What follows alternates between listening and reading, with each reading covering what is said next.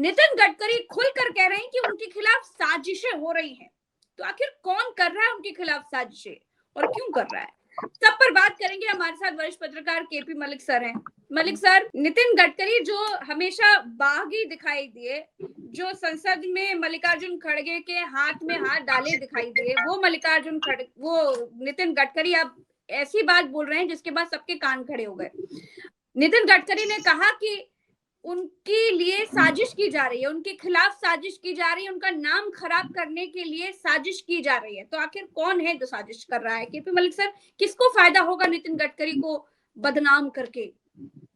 अच्छा प्रज्ञा मिश्रा जी, पुलिस जब जांच करती है, किसी का कोई मर्डर हो जाए, कुछ हो जाए, तो वो ये कहती है कि इनका मर्डर करने से फायदा किसको हो रहा है, तो पुलिस उसको पकड़ती है। फिर तो गडकरी जी को अगर नुकसान होता है तो फायदा किसको होगा? केपी मलिक को या प्रज्ञा मिश्रा को? तो होगा नहीं। तो जिनको नुकसान की संभावना है गडकरी जी के मजबूत होने से, उन्हीं को नुकसान होगा। तो इसलिए वही गडकरी जी को जो है नुकसान करना चाहते हैं। मतलब ये अब पीएम कौन के करना रेस में है चाहते? क्या? इसीलिए डर है कि इनको आगे ना जाने दो, इनकी इमेज खराब करो, छवि गड़बड़ करो। भाई आप देखिए ना, जिस तरह के आरोप इन पर लगातार लगते रहे हैं, मोटे मोटे 3 आरोप मुझे याद है। पहले पूर्ति घोटाला खोला गया इनका, उसके बाद फिर रोड का आया कि रोड बहुत महंगी बना दे रहे हैं, है ना। सीएजी ने इनकी रिपोर्ट बहुत अच्छी दी, उसके बाद सीएजी कोई रिपोर्ट नहीं आई अब तक, इनकी आ गई थी। उसके बाद अभी इनके बेटे जो है एथनॉल में पैसे कमा रहे हैं। एथनॉल की 2 ही कंपनियां तो है नहीं भारत में, 4 कंपनियां तो है नहीं गडकरी के लड़कों की, या तो 200 से ज्यादा कंपनियां चल रही, तो उनके मालिक कौन है? और गडकरी के लड़के अगर एथनॉल में कमा रहे हैं, तो पेट्रोल मंत्री क्या कर रहे हैं? घास काट रहे हैं। और जो आपके हैवी इंडस्ट्री मिनिस्टर हैं वो क्या कर रहे हैं? कार तो हैवी इंडस्ट्री मिनिस्ट्री बनाती है, पेट्रोल में एथनॉल मिलाने का फैसला तो पेट्रोल मिनिस्ट्री लेती है। अगर ये एथनॉल बना रहे हैं, बेच रहे हैं, मुनाफा कमा रहे हैं, हम इनको क्लीन चिट नहीं दे रहे हैं, तो आप जांच करिए इनकी, इनको जेल में डालिए। आप जेल में तो डाल नहीं रहे, इनको ढिंडोरा पीट रहे हैं इनका। तो क्या 2 ही लोग दोषी हैं क्या, या कोई और भी लोग दोषी हैं? तो जांच उनकी भी। तो ये सीधी सीधी बात है कि अभी गडकरी जी का नाम प्रधानमंत्री की रेस में, राष्ट्रीय अध्यक्ष की रेस में, बहुत सारी रेस में चल रहा है। तो इनको कैसे रास्ते से हटाया जाए, इसलिए इन पे तीर चलाए जा रहे हैं। अब देखिए, आप देख रहे हैं कि कितनी पार्टी में रहकर अपनी पार्टी को सवालों के घेरे में खड़े करने का ट्रेंड चल रहा है क्या? इससे पहले वो कॉन्स्टिट्यूशन क्लब वाला जो चुनाव हुआ, उसमें कहा गया कि जो है पैसे से वोट खरीद लिया गया। दूसरा इधर ये नितिन गडकरी बता रहे हैं कि उनके खिलाफ पेड साजिश की जा रही है, पैसे देकर के उनके खिलाफ गलत खबरें चलाई जा रही हैं।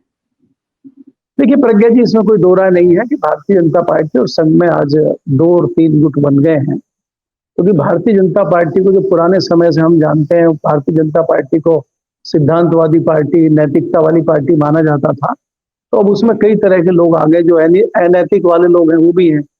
तो उसमें नैतिक वालों का ग्रुप है, एक अनैतिक वालों का ग्रुप है। तो इस तरह के ग्रुप कई बन गए हैं और उनकी आपसी लड़ाई है। उसी का नतीजा आप गडकरी के रूप में भी देख रहे हैं, और आप उसी का नतीजा कॉन्स्टिट्यूशन क्लब के चुनाव में भी देख रहे हैं। भारतीय जनता पार्टी के ही दोनों लोग चुनाव लड़ रहे थे, तो मतभेद की बातें क्यों आ रही हैं? आज एक दूसरे के ऊपर छींटाकशी क्यों चल रही है? संजीव बालियान जी कह रहे हैं कि नकली वोट डाले गए, फर्जी वोट डाले गए कॉन्स्टिट्यूशन क्लब में। तो वो किस पे उंगली उठा रहे हैं? वो कांग्रेस तो करा नहीं रही थी, या कोई विपक्षी दल तो इलेक्शन करा नहीं रहा था। इलेक्शन कराने के लिए भी आप ही हैं, और इलेक्शन में खड़े होने वाले भी आप ही हैं, चुनाव लड़ने वाले। तो आरोप आप किस पे लगाना चाहते हैं? तो ये हड़बड़ाहट और घबराहट और पार्टी के अंदर जो चल रहा है दिखाई देता है। खड़े थे, अब चाणक्य थे, निशिकांत दुबे थे, अब इतने बड़े बड़े लोग थे, फिर वो ऐसी बात कर रहे हैं कि उनका जो चुनाव हुआ वो ठीक नहीं हुआ, वो धोखेबाजी से हरा दिए गए। नकली वोट डल गए ना, वो नकली वोट डल गए। वो कांग्रेस बना के कांग्रेस ने भेज दिए, क्योंकि कांग्रेस के तमाम लोग वोट डालने गए थे। सोनिया गांधी, मल्लिकार्जुन खड़गे और बाकी लोग गए थे, और उनके साथ नकली वोट चले गए, वो डाल आए, तो ये लोग जीत गए। तो ये देखिए, इस तरह की चीजें, इससे पता लगता है कि आपको पार्टी के अंदर ही मतभेद है, और उसी मतभेद के चलते कई सारे लोग हैं जो पार्टी की आज की नीतियों से खफा है। और ऐसा नहीं है कि सभी से खफा है, कुछ चुनिंदा लोग हैं, या आप उसको गुजरात लॉबी कह सकते हैं, उनसे खफा है। बाकी भारतीय जनता पार्टी या संघ, सबसे लोग नाराज नहीं है। भारतीय जनता पार्टी, सारी भारतीय जनता पार्टी से कोई लोग नाराज नहीं है। लेकिन नितिन गडकरी जिस तरीके से अब बगावती तेवर में दिख रहे हैं, उपराष्ट्रपति चुनाव में क्या होने वाला है, ये तो एक तस्वीर सबको पहले से ही क्लियर थी। लेकिन ये लग रहा था कि विपक्ष ने जो फंसा दिया है भाजपा को, वो उसका असर क्या है वो देखने के लिए हर कोई इंतजार कर रहा था। लेकिन नितिन गडकरी जैसे मल्लिकार्जुन खड़गे के हाथ में हाथ डाले जा रहे थे, उनसे हंसते मुस्कुरा से बात कर रहे थे, ये तस्वीर हमने कभी अमित शाह जी की या फिर नरेंद्र मोदी जी की नहीं देखी कि विपक्ष के किसी नेता के साथ हाथ में हाथ डाले हुए दिखे। तो ये इसके क्या मायने हैं? देखिए प्रज्ञा जी, अगर आप देखें, नितिन गडकरी एक लिमिट तक करते जरूर हैं, लगातार वो इस तरह की चीजें करते हैं, पार्टी में विरोध भी करते हैं, कई बार ऐसे वो भाषण भी देते हैं, स्टेटमेंट भी देते हैं, और इसमें भी कोई दो राय नहीं है कि विपक्ष के तमाम नेताओं के साथ उनके मधुर संबंध हैं। और हमें कई सारे सांसद भी बताते हैं, दूसरी पार्टी के लोग भी बताते हैं, अगर वो कोई अपना काम लेके नितिन गडकरी के पास जाते हैं, उनकी मिनिस्ट्री का कोई काम है, तो प्रायोरिटी पे लेके उस काम को करते हैं। तो इसमें कोई दो राय नहीं है कि नितिन गडकरी के दूसरे दलों में भी बहुत अच्छे संबंध हैं। तो इससे कहीं ना कहीं ये भी घबराहट है कि अगर नितिन गडकरी चार्ज संभालते हैं, तो कई सारे पुराने एनडीए के जो साथी वो वापस भी आ सकते हैं, और नए जो एनडीए के साथी कुछ बन सकते हैं, और ये सारी कवायद नितिन गडकरी के नेतृत्व में हो सकती है। तो इससे कुछ लोग खफा है कि कहीं उनकी दुकान बंद ना हो जाए, तो वो नहीं चाहते कि इसलिए नितिन गडकरी आगे बढ़े, इसीलिए नितिन गडकरी को घेरा जा रहा है। और नितिन गडकरी जी लड़ाई लड़ रहे हैं, दायरे में रहेंगे। नितिन गडकरी जी खुलेआम लड़ाई नहीं लड़ पा रहे हैं। अब उनकी लड़ाई को बढ़ावा देने के लिए मुरली मनोहर जोशी आए भी, लेकिन मुरली मनोहर जोशी को भी इतना जोश तो है नहीं, वो इतना काम तो कर नहीं पाए, लेकिन काफी हद तक उन्होंने एक बहुत अच्छा काम किया। लेकिन नितिन गडकरी हो चाहे दूसरे जो पार्टी के अंदर विरोधी हैं, वो कुछ उखाड़ नहीं पाए, वो बैठ गए, क्योंकि वो जो हथियार है तोता मैना वाला, वो तो उससे सबको डर लगता है, चाहे अंदर के लोग हो चाहे बाहर के। तो नितिन गडकरी के खिलाफ तो इतनी जांचें हुई, एक वही है जिनके खुद की सरकार में जिनके खिलाफ खुद जांचें बैठ गई, तो क्या खुलकर क्यों नहीं आते नितिन गडकरी? क्या कारण लगता है आपको केपी मलिक सर? अब खुलकर बता दीजिए। केपी मलिक सर से बेहतर कोई नहीं बता सकता, क्योंकि नितिन गडकरी के लिए कहा जा रहा है वो पीएम की रेस में है, सबसे ज्यादा डर गुजरात लॉबी को है, उन्हीं से है। खुलकर वो बोल भी देते हैं कई बार, लेकिन कोई एक्शन क्यों नहीं लेते? ये क्या सही समय का इंतजार कर रहे हैं क्या? देखिए अभी बिल्कुल, ये आपने लास्ट में खुद ही जवाब दे दिया, ये सही समय का इंतजार कर रहे हैं। और जैसा कि मैंने कहा है, अब आरएसएस भी रणनीतिक रूप से लड़ रही है।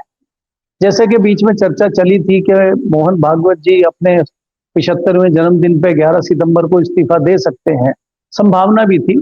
लेकिन हमारे सूत्र ये बताते हैं कि बीच में जो मीटिंग हुई है, उस मीटिंग में ये हुआ कि अगर आप इस्तीफा दे देते हैं और मोदी जी इस्तीफा नहीं देते हैं 6 दिन के बाद 17 को, तो फिर आप क्या करेंगे? फिर तो आप और कमजोर हो जाएंगे। तो लिहाजा इस्तीफा देने की जरूरत नहीं है। अपनी रणनीति के हिसाब से जैसे ये रणनीति करते हैं, हम लोग भी रणनीति करें और उस रणनीति के तहत आगे बढ़ा जाए। इस तरह की चर्चाएं हमारे सूत्र बता रहे हैं, और उसी चर्चा के मुताबिक गडकरी भी चल रहे हैं। तो गडकरी जी समय का इंतजार कर रहे हैं, और ये बड़ा लिटमस टेस्ट जो है अंदर के लोगों का भी था, बाहर के लोगों का भी था, जो उपराष्ट्रपति का इलेक्शन हुआ है। और इसमें आप देखेंगे, आपके पास पूर्ण बहुमत होते हुए, आपके पास नंबर अधिक होते हुए भी आप जिस प्रकार घबराहट की स्थिति में थे, जिस प्रकार आपने डिनर कैंसिल करे, जिस प्रकार बहुत सारी चीजें दिखाई दी, तो ये एक डर, ये गडकरी की लड़ाई हो चाहे विपक्ष की लड़ाई हो, उन्होंने जता दिया कि इन लोग भी घबरा सकते हैं और इनको भी डराया जा सकता है। डरे हैं तभी तो डिनर कैंसिल हुए हैं, डरे हैं तभी तो सबसे पीछे बैठे हैं, नहीं तो ये तो कभी पीछे बैठते नहीं है जी। तो आने वाले टाइम में गुजरात लॉबी को कहां देख रहे हैं, नितिन गडकरी को कहां देख रहे हैं? आखिरी सवाल। देखिए प्रज्ञा जी, मुझे लगता है कि अभी नितिन गडकरी एक ऐसे घोड़े हैं जिनको आगे किया गया है। हो सकता है कि ये इतना ना दौड़ पाए, एक दूसरा घोड़ा इनके आगे लाके खड़ा कर दिया जाए, क्योंकि खबरें इस तरह की हैं कि पहले संजय जोशी का नाम आगे इसीलिए किया गया था ताकि संजय जोशी के नाम पे तो ये बिल्कुल सहमत नहीं होंगे, तो फिर तत्काल जो है गडकरी का नाम आगे कर दिया जाए।